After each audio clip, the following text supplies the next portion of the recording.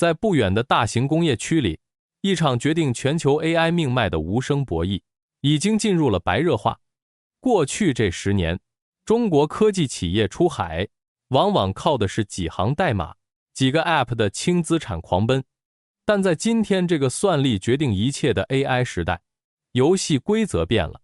如果不能在新加坡砸下重金，抢占重资产的算力枢纽，巨头们很可能会彻底失去通往全球市场的最后一张安全船票。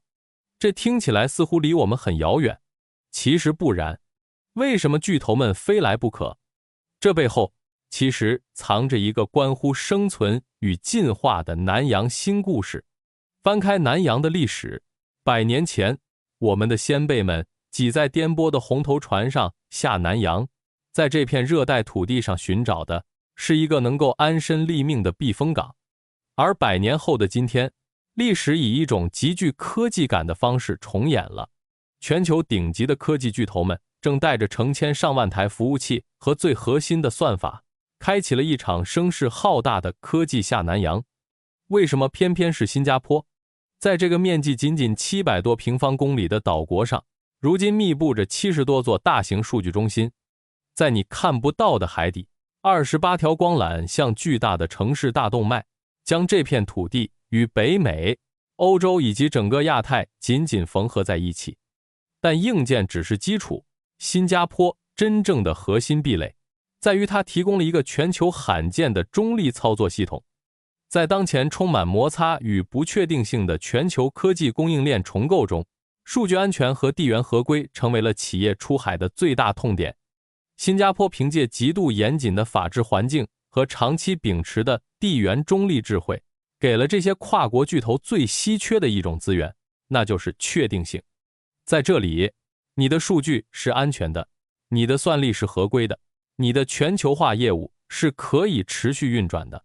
这就好比当年先辈们看重这里的自由贸易港一样，今天的科技巨头把这里看作全球数据和算力最安全的家。但这并不意味着只要带着钱来，新加坡就会照单全收。很多人有一种误解，以为新加坡既然想做算力枢纽，那一定是在疯狂批地建机房。事实恰恰相反，新加坡绝不是一个来者不拒的算力仓库。我们来看一个非常关键的时间节点，2026年3月，这是新加坡第2轮数据中心容量申请，也就是业内常说的 DCCFA2 的截止日期。在这份申请指南里，政府开出了一个极为严苛的硬性条件，新建数据中心的 PUE 值，也就是电源使用效率，必须小于 1.25， 并且还要具备极高的绿电使用占比。对于非科技圈的朋友来说， PUE 小于 1.25 可能只是一个枯燥的数字，但如果放在数据中心行业，这就是一道极其残酷的生死线。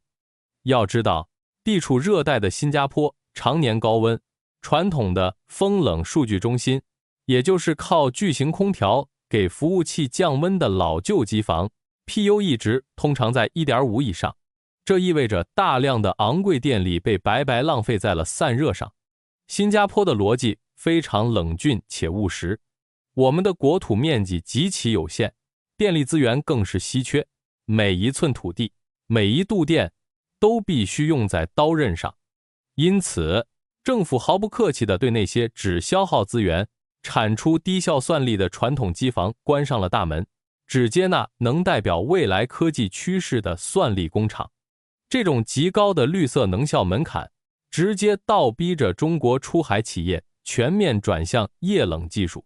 简单来说，就是用特殊的冷却液体直接带走服务器芯片产生的巨大热量，让机房从轰鸣耗电的烤箱变成安静高效的冷库。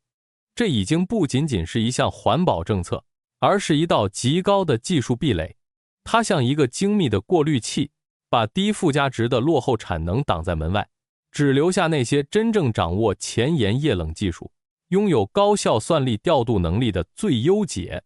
在这场基于绿色门槛的优胜劣汰中，无法完成技术进化的企业注定会被踢出牌桌。那么，面对如此高昂的门槛和本岛极其有限的物理空间，那些渴望留在牌桌上的出海企业，究竟该如何破局呢？答案其实就藏在每天早晚熙熙攘攘的新柔长堤里。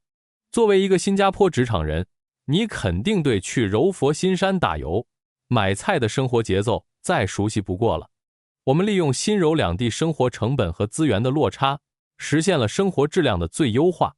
有趣的是，那些身价千百亿的科技巨头们，如今也在做着一模一样的事情。他们正在构建一种新加坡加柔佛的跨境算力网络。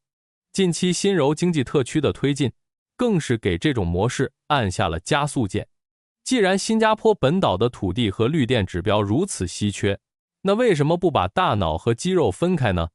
在这套新加坡加 X 的终极解法中，新加坡扮演的是绝对的核心指挥部。巨头们把最核心的算法研发团队、全球合规部门以及跨国数据调度的中枢留在这里，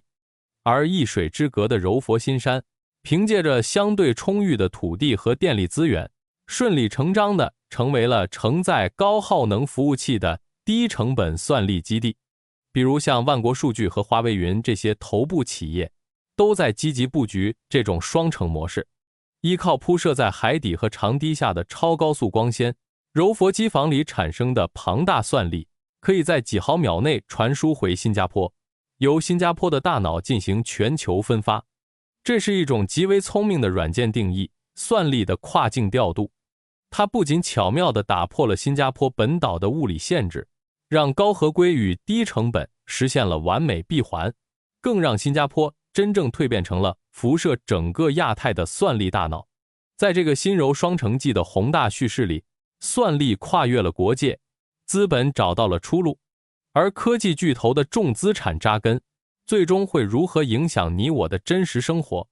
就在不久前，新加坡全国职工总会 NTUC 与阿里云达成了一项战略合作，计划为上千家本地企业和普通职场人提供 AI 工具和技能培训。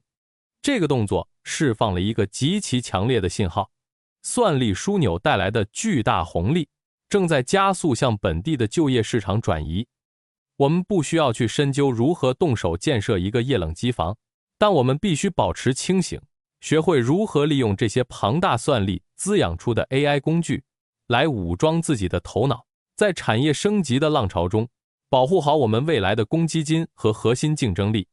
时代的车轮滚滚向前，下南洋的先辈们靠的是勇气和汗水，而今天的我们需要靠科技的眼光和终身学习的定力。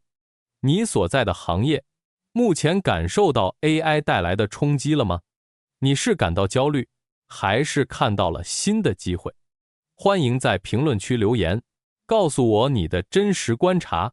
如果你喜欢今天这期内容，请点击订阅频道并打开小铃铛。我们下期见。